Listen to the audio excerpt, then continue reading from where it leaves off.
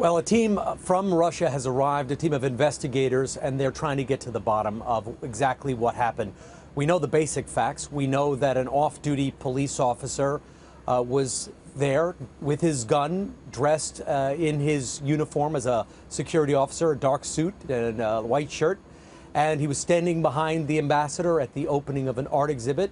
And as the ambassador started to speak, the gunman, a 22-year-old riot policeman, opened fire on him, killed him, and then said that the attack was carried out to take revenge upon Russia for its involvement in Syria.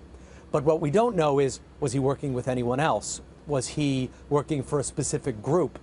Turkish authorities have detained some of his acquaintances, also some of his family members today, and Turkey has vowed to work very closely with the Russian investigators. The relations between Turkey and Russia, which had been terrible a year ago, are starting to get better.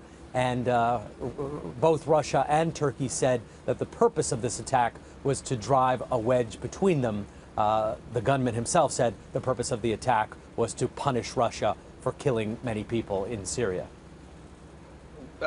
Richard, it's Joe Kernan. It's good to see you. You saw the NATO, the conspiracy theory put forth.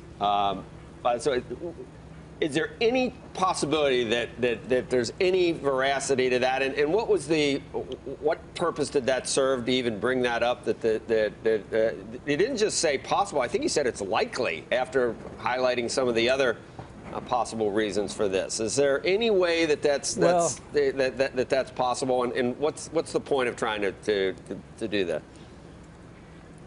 Well, I think I know what you're talking about is that some state media here are blaming this incident on the CIA, that it was a conspiracy theory, conspiracy plot led by the United States.